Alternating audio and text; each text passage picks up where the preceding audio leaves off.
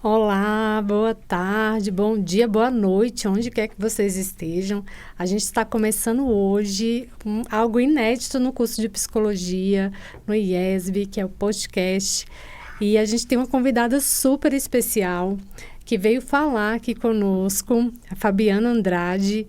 Ela vai contar mais um pouquinho, mas antes dela chegar, né, na Fabiana, eu quero primeiro, né, compartilhar essa grande alegria de estar nesse podcast inédito e principalmente da gente começar falando de psicologia, que é algo que a gente gosta tanto.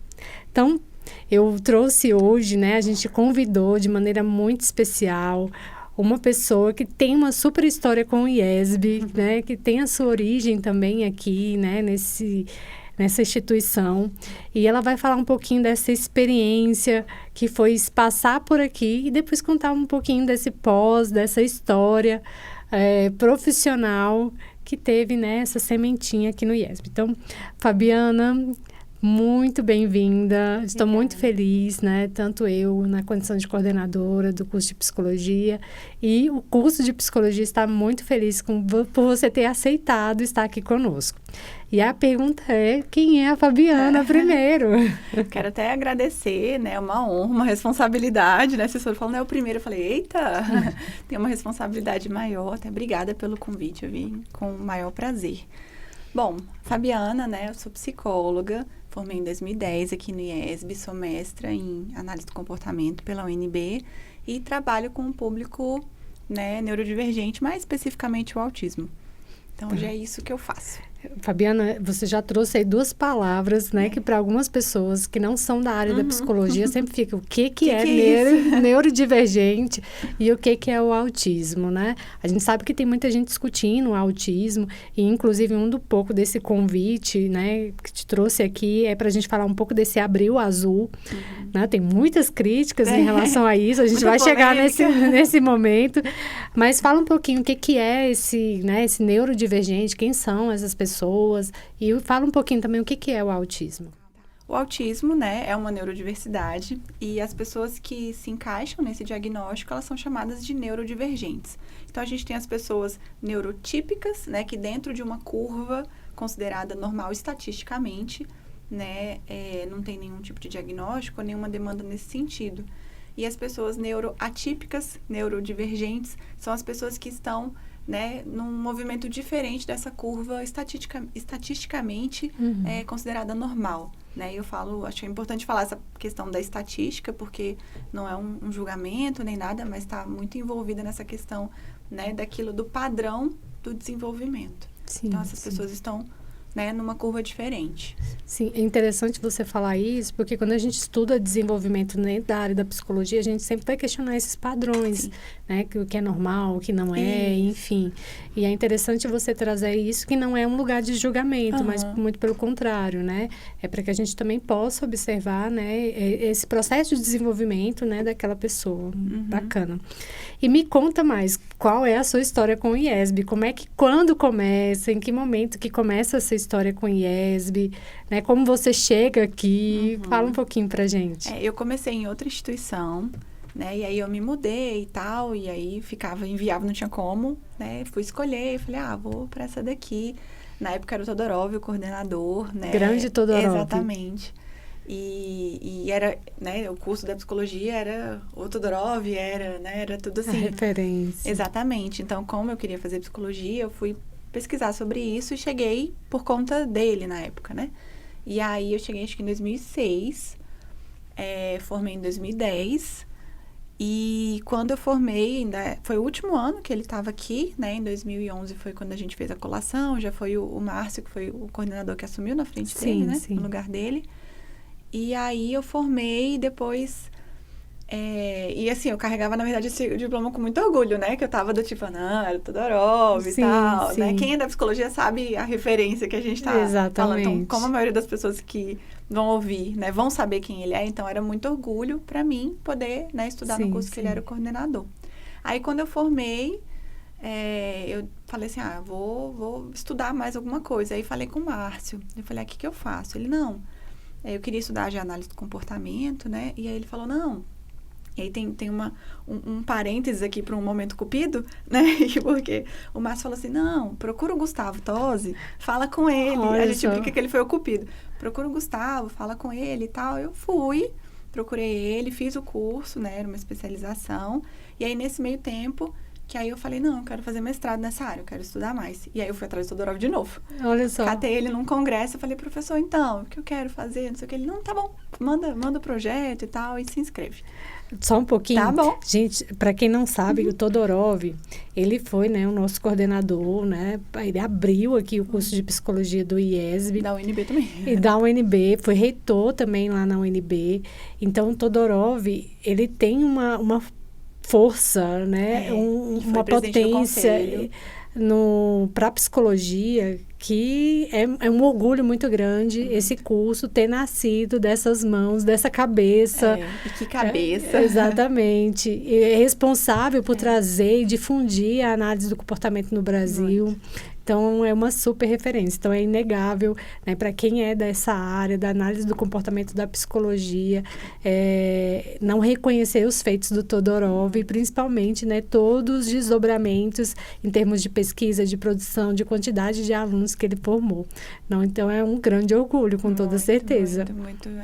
Esse eu carrego com muito carinho, muito orgulho. Assim, estudei e fiz o mestrado com ele. Ainda deu tempo de publicar com ele. Assim, olha só, que maravilha. Muito legal. E me conta, assim, do que você carrega, leva para a tua trajetória profissional desse tempo que foi fazer o curso de psicologia no IESB?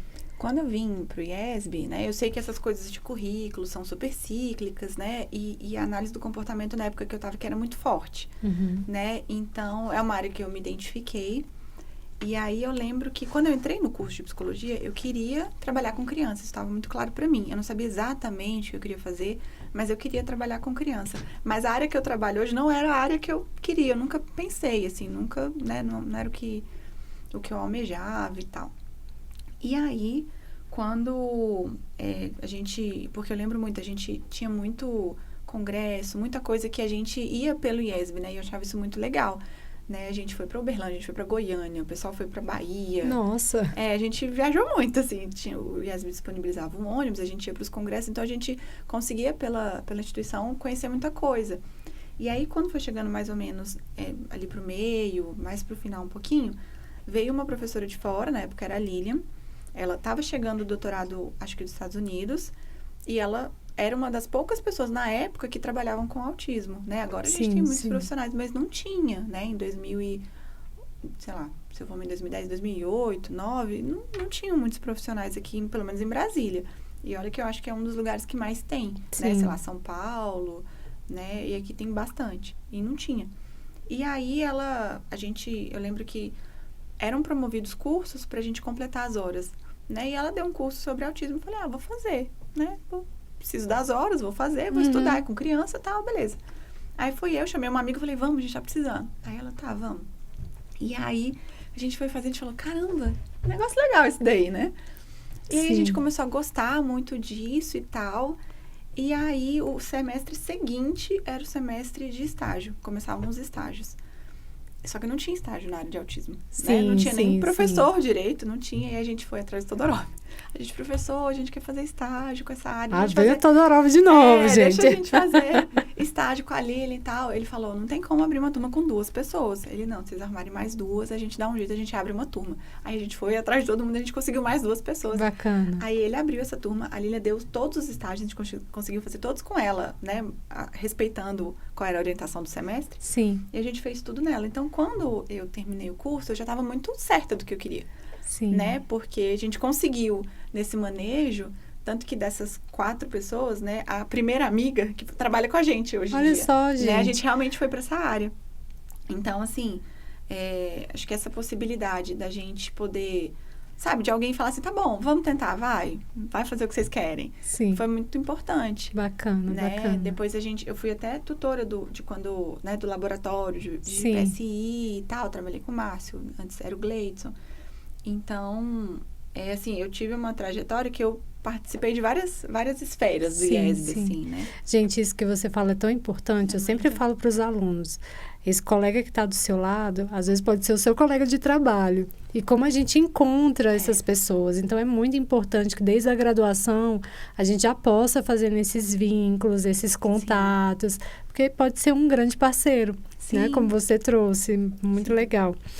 E aí a gente chega no... Estou me formando e agora o que fazer? Como foi esse período? Quando eu formei, eu sabia o que eu queria fazer, né? Só que eu falava assim, poxa, eu acabei de formar, né? Eu sei bastante e tal, né? Assim, fui pra essa área, mas eu falei, pô, não sei o suficiente, né? Aí eu sentei com o Márcio, foi nesse momento que eu falei, eu quero estudar mais análise do comportamento. Ele falou, não, faz o curso tal, faz uma pós e tal. Eu fui atrás, fiz. E aí, nesse meio tempo, eu falei, poxa, eu quero fazer mestrado. Né? E foi o momento que eu fui atrás de Todorov. E aí, no momento em que eu estava fazendo a especialização, aí nisso, o Márcio me chamou para trabalhar no laboratório. Sim. Né? Então, eu continuei aqui de alguma forma. Sim. Né? Fui trabalhar no laboratório, que também envolve análise do comportamento. E aí, o Márcio falou, vamos fazer alguma coisa junto. Aí, eu falei, pô, vamos. Aí, a gente começou a fazer um grupo de estudo mesmo, assim. Não era nada... Não era remunerado, nem nada. Era um grupo, vamos estudar isso daqui. E aí, a gente fez com mães de autistas. Olha né? só. Então, a gente montava, digamos assim, aquilo que elas iriam fazer. A gente não conhecia as crianças, elas filmavam, né? E era um grupo mesmo para elas fazerem. E a gente estava desenvolvendo aquela habilidade de orientar, de corrigir, de ensinar. E elas aprendendo a fazer. Gente, tudo começou como um grupo de estudo. Tudo começou dessa forma. Olha só, quanto é importante esses espaços dentro da instituição. Muito. Olha muito, só. Muito. E aí, a gente fez, acho que durou um semestre, não lembro direito. E aí, nisso, eu já entrei no mestrado e tal. E aí, nesse meio tempo, eu comecei a atender mesmo, né? E aí, o Gustavo já tinha experiência de atendimento, mas ele não estava atendendo nessa época. Porque antes, um pouco, ele estava fazendo o mestrado dele. E aí, uma família que ele atendeu antes do mestrado falou assim, não, eu tô querendo retomar, você tá atendendo? Aí ele, tô. Aí, nisso, a gente falou, vamos arrumar uma salinha. Aí, a gente alugou uma salinha. Começou com uma salinha. Gente, nós estamos chegando agora na origem do Instituto Niná. O Instituto Niná, gente, é uma super referência no Distrito Federal, que vai trabalhar aí com as crianças neurodiversas, adultos também. E olha a origem do Niná. Começou com um grupo de estudo, uma salinha, que foram atendendo. Me conta mais. E aí, como nasce o Niná? Foi. E aí, a gente, né, tava numa salinha, até de um outro colega e tal, e a gente... eu lembro até uma vez, eu tava já atendendo, toda hora precisou entrar alguma... Foi lá, né, no IBAC, entrou assim, oi, professor, eu atendendo, ele entrou, ele... Não, finge que eu não tô aqui, não. Passou. E aí, a gente, né, começou com essa salinha, e aí a gente, né, pô, essa salinha tem que ter um nome, né? E a primeira filha do Gustavo chama Nina, então Ninar vem de Nina mesmo. Ah, sim. E aí, a gente começou, eu lembro direitinho, com esse menino que a família procurou o Gustavo, falou, não, eu quero, você atende e tal? E aí, ele me supervisionava, eu atendia. E aí, nisso, um indicou pro outro, a gente já, daqui a pouco, tinham 3 crianças. E aí, nisso que esse menino, hoje em dia, tá com 15 anos, 15 para 16, assim. No que as famílias começaram a falar assim, a gente também tá precisando de... você não tem uma indicação de um pedagogo? E não sei o quê. E aí, a gente foi conhecendo pessoas dessa forma, trabalhando com esse público. Sim. A gente foi conhecendo profissionais. E aí, esses profissionais foram chegando pra gente. Então, aí chegou o pessoal da pedagogia, aí ela indicou uma fono, que indicou um educador físico, e aí a gente foi construindo essa equipe, né? Então, em nenhum momento o Ninar falou assim, a gente sentou e falou, pô, vamos montar um negócio, é isso. Não, o Ninar começou por uma demanda de uma família específica, e essas demandas foram chegando das famílias também, né? Então, hoje o Ninar já tem outros desdobramentos, que é o CIP, que atende os menorzinhos, e o Vivências, que atende os adolescentes, os adultos. Tudo isso porque essas famílias foram crescendo, né? E outras famílias foram chegando. Então, a gente foi ampliando para tentar... A gente sempre pensou na qualidade do que a gente estava oferecendo. Sim. Então, a gente não fez um planejamento de mercado no sentido de impor isso ao mercado. Sim, né? A gente entende nosso lugar no mercado hoje em dia, mas tudo que a gente criou foi pensando na qualidade do que a gente estava oferecendo. Sim. De pensar, poxa, a gente tem uns meninos de 15 anos que não é mais isso aqui que é legal para eles. Vamos pensar nisso, naquilo. E aí apareceu o Vivências, né? Foi de onde saiu. Depois a gente pensar, poxa, a gente precisava de um lugar para deixar os pequenininhos, porque é difícil para as famílias irem, ficarem, levarem para outra sessão e tal. Então, é um lugar que fisicamente parece uma escola, apesar de não ser. Então, os meninos pequenininhos ficam lá um turno inteiro. E tem fono, tem psicologia, tem tudo. Né? E aí, os do meio estão ali no atendimento mais individualizado. Tem grupo, tem saída. Estava até mostrando, né, para ele, a gente tem uma Kombi, né? Até brinquei, falei assim, a gente é bem tio do pavê, né? A gente tem uma Kombi que hoje, na quarta, os meninos do Vivências estão lá vendendo produtos da Quitutices. Olha só, né? que Então, maravilha. eles estão aprendendo uma habilidade profissional mesmo. Então, tem o caixa, tem o que planeja, o que faz o controle do estoque, Olha né? só. E o que vende. Então, assim, hoje em dia a gente consegue atender a demanda de praticamente todo mundo que está com a gente. Daqui a pouco vai aparecer outro. Daqui a pouco tem um asilo, né? Fabiana, isso que você está trazendo é tão importante a gente discutir, porque eu fico vendo na condição hoje de professora, coordenadora, uma preocupação muito grande do aluno da psicologia, que é assim, e depois que eu sair, o que eu vou fazer, como que eu vou me organizar, inclusive financeiramente, porque a gente investe muito tempo na nossa formação. E aí você traz assim... A gente não se enxergava empreendedor no primeiro momento. E como foi isso, né? De se enxergar... Não sei se vocês se enxergam, se vocês... Não, hoje a gente tem uma noção. Como foi esse movimento, né? De sair da condição, né? De estudante, começar ali a atender... Né, começar a ter uma cartela de clientes e aí se ver como empreendedor. Como foi esse movimento, né? Como que você traria até dicas, orientações para quem está hoje na graduação, te escutando?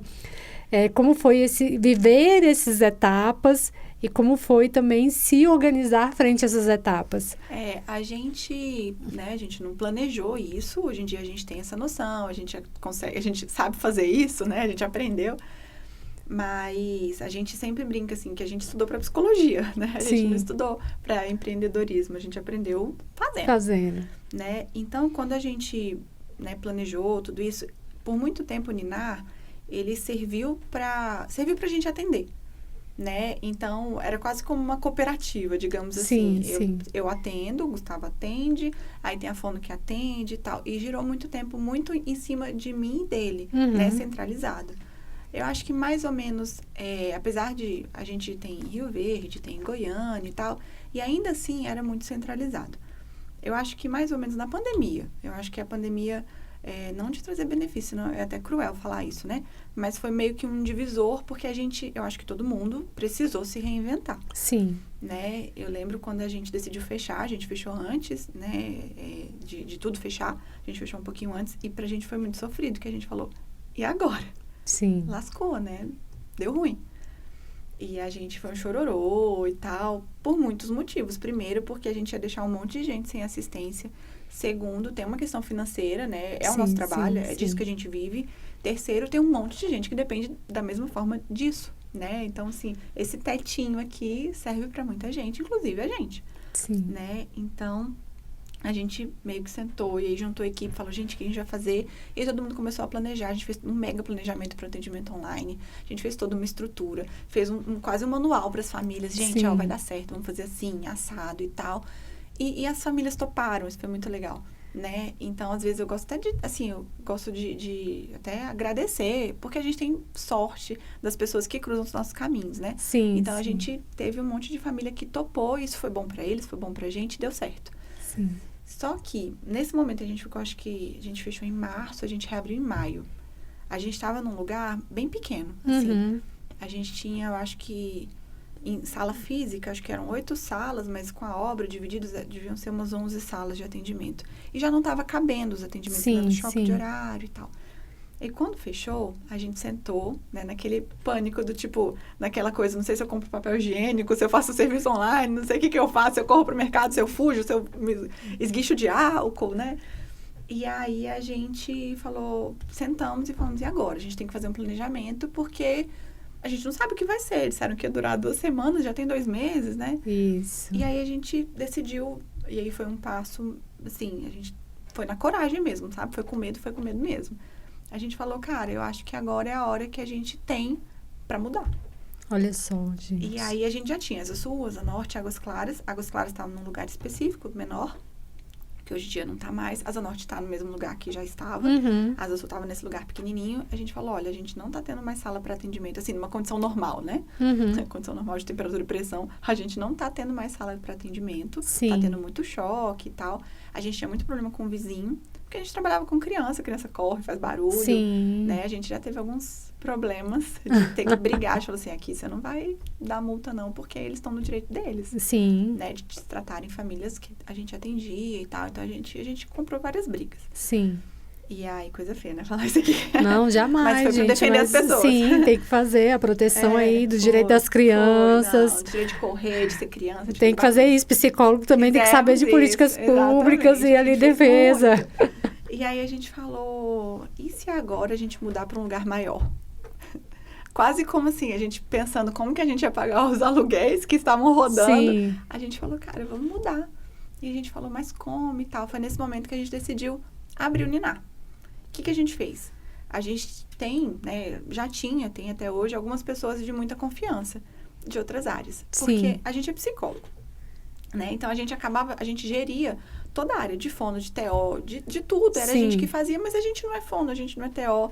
Então, apesar da gente, né, fazer relativamente bem a parte de gestão, a gente não entende dessa área para inovar, né? Então, a gente falou, cara, a gente tinha uma TO de muita confiança, uma fono de muita confiança. Então, a gente falou assim, então, a gente mandou, né, ligou, a gente tá pensando em mudar, mas a gente não consegue mudar sozinho. Quer entrar com a gente? Juntos. Vamos junto na parte de fono? Pô, bora. Chegamos pra TO, e aí, a gente tá... A fono já topou. Você topa a parte de TO? Tá bom. Chegamos para outros psicólogos, porque era a área de habilidades sociais, a parte dos adultos.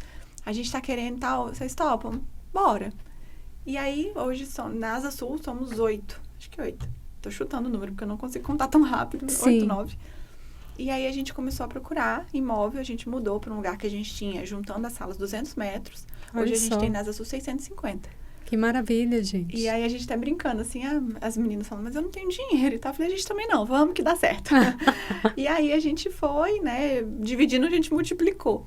E aí, foi quando a gente mudou para Asa Sul e a gente, né, teve um poder de fogo maior em termos de atendimento, de disponibilidade de sala. Foi onde entrou Vivências, né, que é para esse público adolescente, adulto.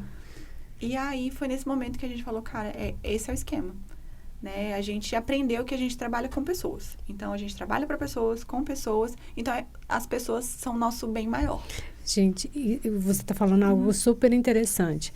Porque foi no coletivo que vocês ganharam força. Foi. A pandemia trouxe muito essa ideia, né? Precisamos ficar sozinhos, individual. Mas vocês, nesse momento, falaram assim, não, a gente precisa juntar. Foi o famoso ninguém solta a mão de ninguém. Vamos juntar. E nesse juntar, vocês foram ganhando força, não só em termos, né, do que é o serviço, de qualidade ali, em termos de prestação, Sim. ampliar, né, o serviço para a comunidade, né, para as famílias. Gente, que barato. Vocês tiveram uma super sacada. E a gente dividiu em núcleos e a gente conseguiu deixar todos os núcleos muito bons e tudo funcionar muito bem. Né? Então, a área da TO funciona como a da fono, como a da pedagogia, como a da música, como a da psicologia, porque a gente tem alguém responsável por isso. Né? E alguém que está ali de corpo e alma, sim, né? Não é sim, um funcionário. Sim. É uma pessoa que está ali junto com a gente, tanto quanto a gente. E outra coisa também muito importante da gente destacar na tua fala é justamente a importância da gente conversar com outras áreas. Muito. Essa área não tem como, assim. Conversar com outras áreas, fazer articulações, contatos, ter pessoas de confiança, de referência para somarem no nosso atendimento. Chega sempre numa rede de apoio, né? A gente tem uma excelente rede, a gente consegue, e nisso a gente consegue trazer ainda sempre novas, boas pessoas. E, Fabiana, mais uma coisa que você trouxe aí, né, de expansão do Niná, vocês chegaram em outros estados. Como foi isso? Isso é uma franquia, não é? Como é que foi isso? Porque, gente, ampliou demais.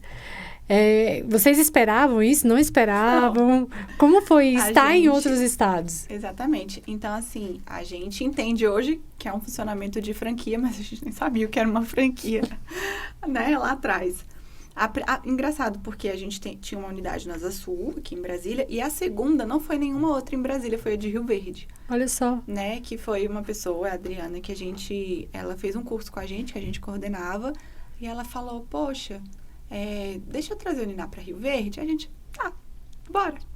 Relação de confiança total. Foi, total. Então, ela foi a primeira pessoa que falou, que topou, assim, a gente, tá bom, bora, né? E aí, depois a gente teve a de Águas Claras, aí depois Goiânia, né? Foi uma pessoa que estudou comigo também, a Nayane. Então, Mais uma colega outra colega de sala, tá vendo? Exatamente. Né? Assim, valorizem as pessoas que estão estudando com vocês. Sim. E aí foi Goiânia e depois veio Asa Norte. Né? Então, assim, a gente já recebeu outros convites. Já teve mais convites, gente? Olha só. Que são coisas que a gente fala, vamos, não vamos, né? Vamos vendo, porque a gente tá muito tranquilo com isso, assim. Sim. Né? Pra gente é muito gostoso isso, assim, a gente gosta. A gente tem muito orgulho do que a gente construiu.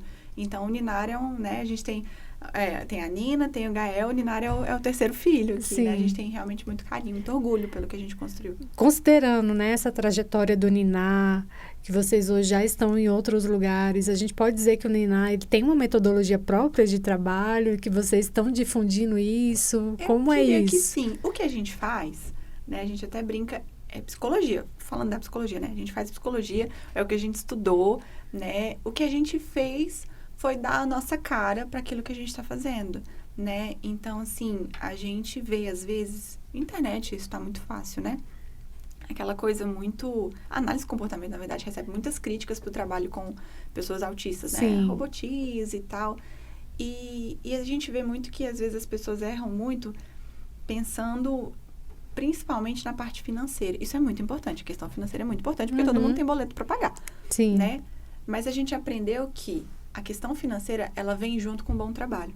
Sim. Então, que o bom trabalho, ele precisa ser um investimento. O financeiro, ele tem que ser uma consequência, ele não pode ser o objetivo. Sim, né? sim. Ele não pode ser o principal ponto ali que direciona o seu trabalho, porque não vai rolar, não vai funcionar. Sim. Né? Então, o que a gente fez foi, eu diria, né, que o Ninar, talvez, se não for o primeiro, é um dos primeiros lugares aqui em Brasília a ter de tudo, assim, a ter várias áreas. Sim. Né? Pelo menos trabalhando com esse público, né? Porque a gente tem clínicas que tem convênio, que já existiam, que são antigas e tal, mas Sim. que tem um psicólogo que faz o trabalho dele, o fono faz o dele, cada um faz o seu. E o nosso trabalho, não, tá todo mundo junto mesmo, né? Eu sei o que a Keila, que a fono tá fazendo, ela sabe o que eu tô fazendo, a gente sabe o que a Gabi tá fazendo, a gente constrói isso juntos. Então, a gente aprendeu, então ela sabe da psicologia, eu sei da fono, a gente sabe exatamente o que cada um faz. Isso foi construído junto, né? Então, eu acho que isso é uma coisa que eu acho que se a gente não trouxe, assim, a gente não começou, a gente talvez tenha deixado mais forte, né? Legal, que é fazer esse legal. trabalho realmente integrado, né? Então, a gente se preocupa muito com a qualidade, com a questão até de... A gente gosta muito de ensinar, né? Então, assim, a gente tem muito um padrão. Eu, particularmente, gosto muito de padrões, de regras. Então, a gente cria muitas regras, porque a gente vê a importância nisso. Maravilha. Né? O pai que é atendido pelo terapeuta A, e o que vai ser atendido pelo terapeuta B, os dois têm que ter o mesmo tipo de atendimento, a mesma qualidade. Né? A gente quer que toda a equipe seja forte, não o fulano. A gente não quer que as pessoas cheguem lá e não, mas eu quero a Fabiana e tal. Não, a gente quer que ele acredite que eu, Juliana, Maria, Carol, que todo mundo vai trabalhar da mesma forma. Sim, sim. Né? Então, se for, né, traduzindo assim, mais ou menos, acho que seria o que você falou assim. Maravilha. E me fala um pouquinho, Fabiana, sobre a campanha do Abril Azul, né? Ao mesmo tempo, tem muita gente que gosta das campanhas, tem muita gente que critica também. Me conta um pouquinho aí dessa polaridade. Comemora ou não comemora? A gente celebra ou não celebra? A gente comenta ou não comenta? Eu acho que é importante comemorar, celebrar, visto determinados objetivos. Sim. Né? Então, a crítica é justamente falar em, por exemplo, Abril Azul, porque o azul, né, acreditava, assim, que era um diagnóstico quase que exclusivamente masculino. Sim. E hoje a gente sabe que a gente tem muitos subdiagnósticos femininos, né? Que existem hoje em dia estudos apontando características específicas femininas, né? Legal, e legal. aí a gente pode até discutir várias coisas, né? Tendo ponto de vista social, né? A questão da psicologia social mesmo, da sociedade, de práticas culturais, talvez ajudem a explicar um monte, né, sobre isso. Mas a crítica é justamente essa questão de não é favorecer, mas de falar tanto em mais diagnósticos masculinos Sim. subdiagnosticando as meninas. Ah, né? interessante essa é a gente questão, trazer isso. Exatamente, né? E aí pode entrar uma discussão de gênero, de azul, rosa, enfim, Sim, mas eu sim. entendo que esse azul foi criado porque é de uma época diferente. Sim. Né? A crítica é de falar em mais casos masculinos, e aí, sem entrar na questão estatística, é porque às vezes quando a gente fala muito sobre isso, a gente meio que ignora os casos femininos. Sim, né? sim. É quase como assim, tem um menino e uma menina com dificuldades sociais, de comunicação e tal, com várias características, né, que caberiam um diagnóstico. Mas se é menino, a gente investiga, se é menina, não. Tem mais em menino. Sim. É mais ou menos essa crítica, né? Pra gente não desvalorizar o diagnóstico feminino. Ótimo, ótima reflexão. Então, pessoal, fica a dica aí, né? Autismo, né? A questão da cor, abrir o azul, a gente não pode associar somente aí aos meninos. A gente tem que tomar muito cuidado para a gente também não invisibilizar, né? As mulheres que também têm aí os diagnósticos de autismo. Não só as mulheres, como os autistas, Isso. né? Porque, às vezes, essa questão do 2 de abril e tal, muitas vezes, instituições, pessoas, internet, fazem movimentos, campanhas, e eu nem vou falar sobre a intenção, mas fazem toda uma coisa valorizando muito as outras pessoas que não são autistas e deixando de lado as pessoas que realmente interessam, que são as pessoas autistas. Sim, sim. Né? Então, a gente, por exemplo, tem tentado muito nesse dia fazer coisas que envolvam as pessoas autistas, porque é sobre eles, não é sobre a gente. Sim, sim. Né? Não é sobre as mães, né? Eu entendo o lugar delas, respeito, mas não é sobre as mães e pais de autistas, não é sobre as pessoas não autistas, não é sobre os irmãos, é sobre as pessoas que têm um diagnóstico, sim. sobre as pessoas autistas.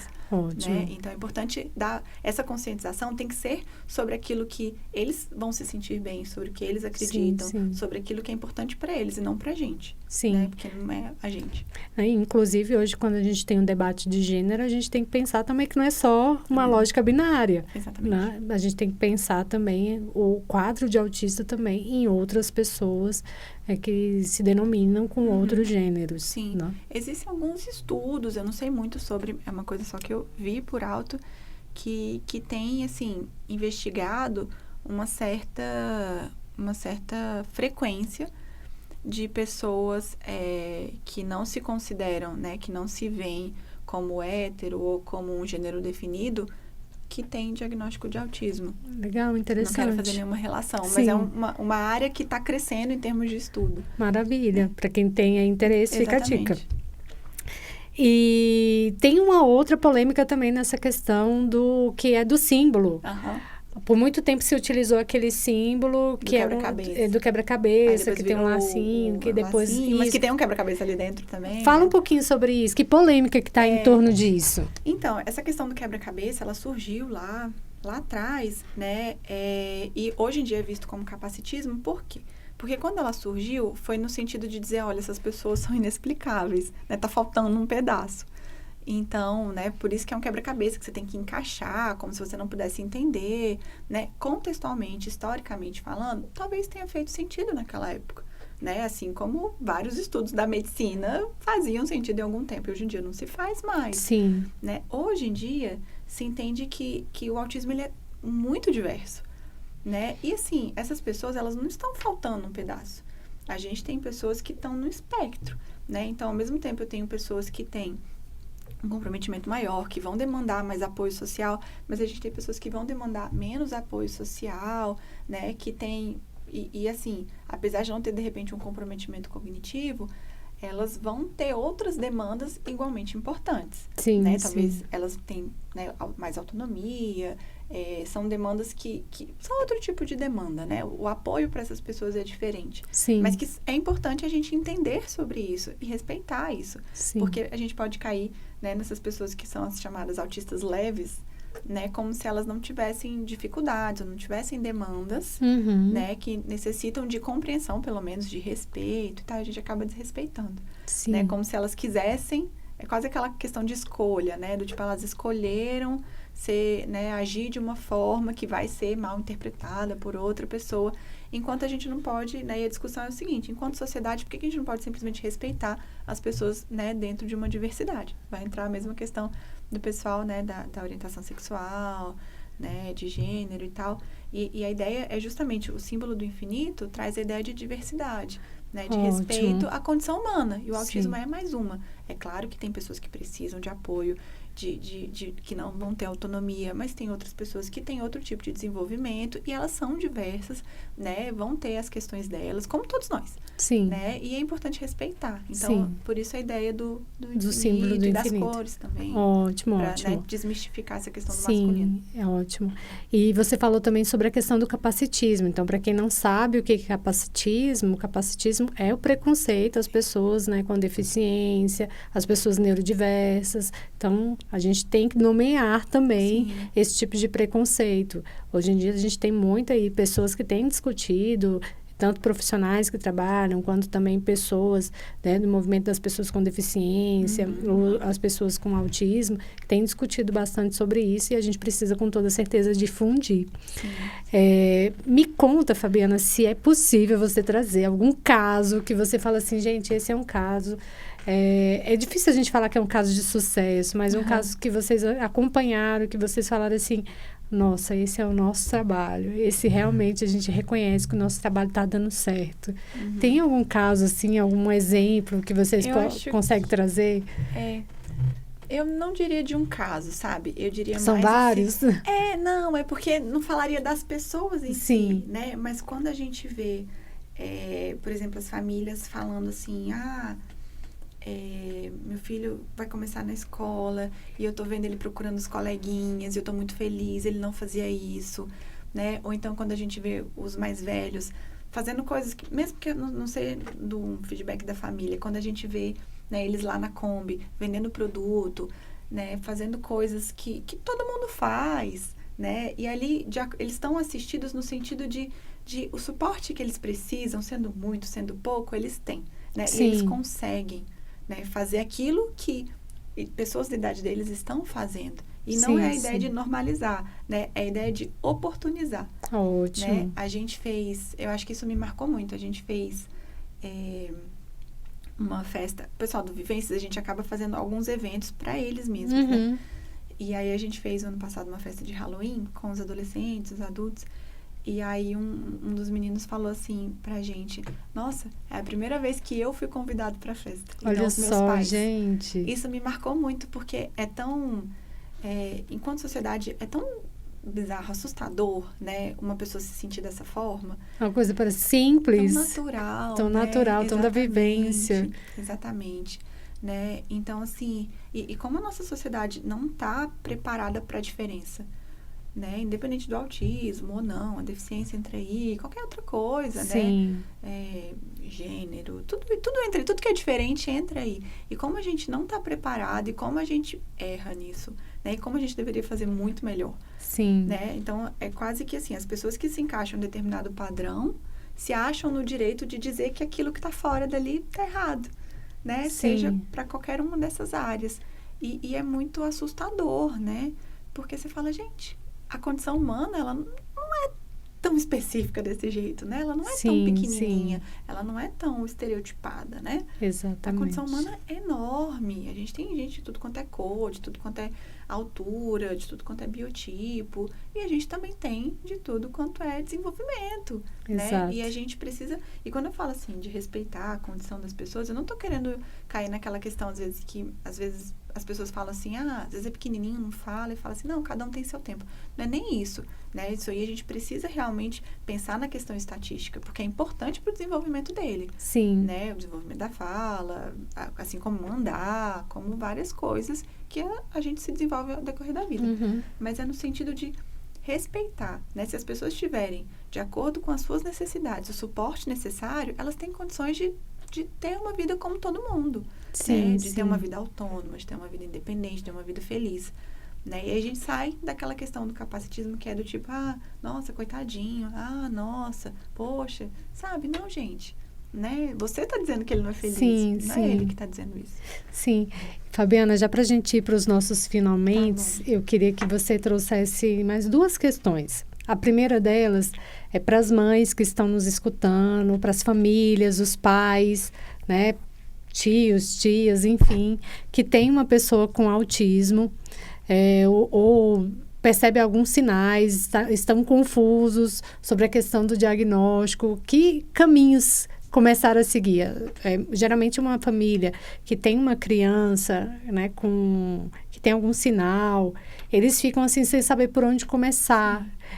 Qual a sua orientação, né? Você que trabalha tanto com este tema, né, com essas pessoas, que orientação você traria para essas famílias? Eu acho que uma coisa importante, né, da gente falar aqui é essa questão de, cada um tem seu tempo, é muito perigosa, né? Ninguém precisa se desenvolver igual a todo mundo, mas a gente tem marcos do desenvolvimento que precisam ser vistos, né, terem a nossa atenção. Então, assim, se a criança é pequenininha, o cartão de vacina tem muito bem definidinho ali. Todo mundo tem cartão de vacina. Sim. Né? Então, tem lá os marcos, aquilo que a criança deveria fazer. E não só falando de autismo e tal, mas tem questão motora, tem um monte de coisa que você pode, né? Se você acompanhar ali, talvez você identifique precocemente. Sim. Então, tudo que é condição humana, né, ou que possa exigir que essa pessoa tenha algum tipo de suporte, de apoio, tá? É importante ser visto, é importante ser falado, né? Para que todo mundo tenha qualidade de vida. A ideia aqui é trazer qualidade de vida para todo mundo, não só para quem não tem diagnóstico, para quem tem também, né?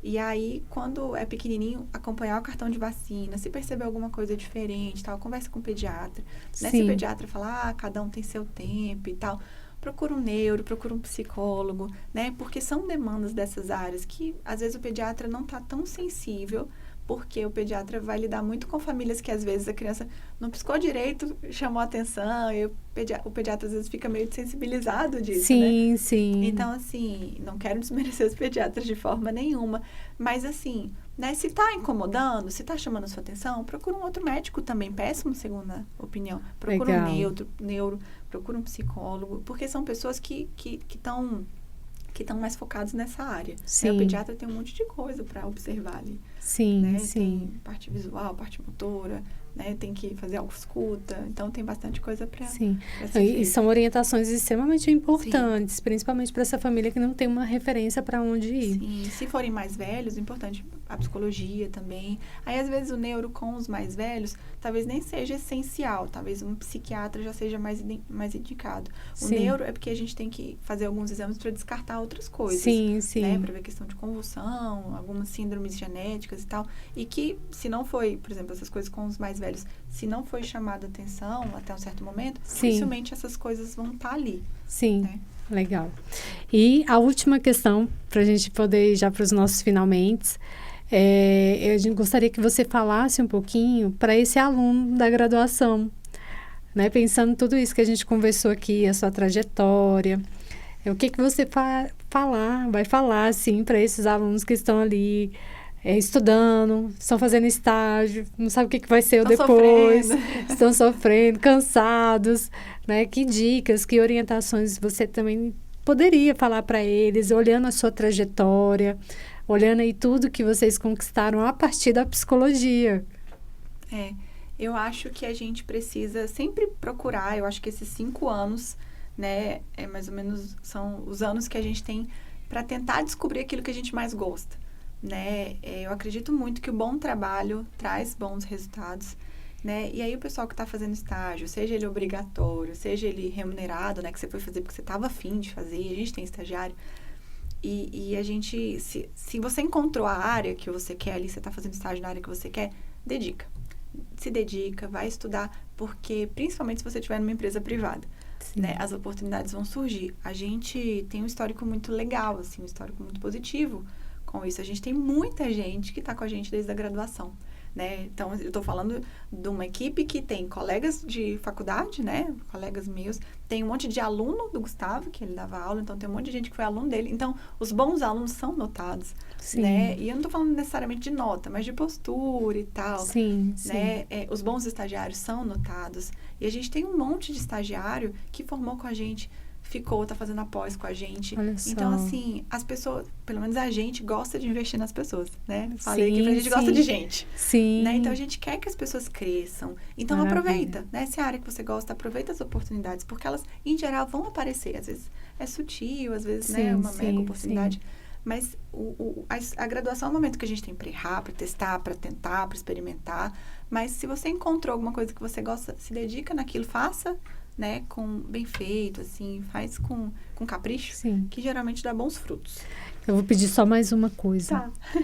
Uma mensagem para os professores que passaram na sua trajetória, principalmente os professores que foram a base, que passaram por você no IESB. Que mensagem você deixaria para esses mestres? Obrigada, primeiro, né?